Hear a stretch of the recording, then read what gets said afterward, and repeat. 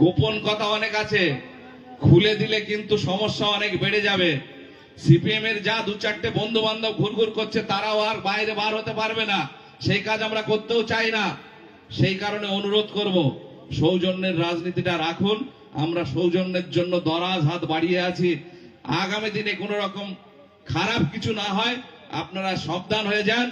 আমরা আমাদের দিক থেকে 100% চেষ্টা করেছি, কোথাও খামতি রাখিনি। বিষয়টা আরো খোলসা করে আমাদের নেতৃত্ব নওশাদ ভাইকে বলবো ক্লিয়ার করার জন্য, যাতে করে আমাদের কর্মী নেতৃত্ব আজকে যারা এখানে এসছে, যারা আমাদের ভোট কাণ্ডারি, আগামী দিনে যাদবপুরের নায়ক এই ভোটের লড়াইয়ে, তারা অন্তত যেন মনের থেকে বুঝে যায় যে আমাদের ক্ষেত্রে জোটের করার ক্ষেত্রে কোনো গাফিলতি খামতি বিন্দু মাত্র ছিল না। আগামী দিনে যাদবপুর লোকসভা আইএসএফ যে সম্ভাবনা তৈরি হচ্ছে, আইএসএফ এর এখানে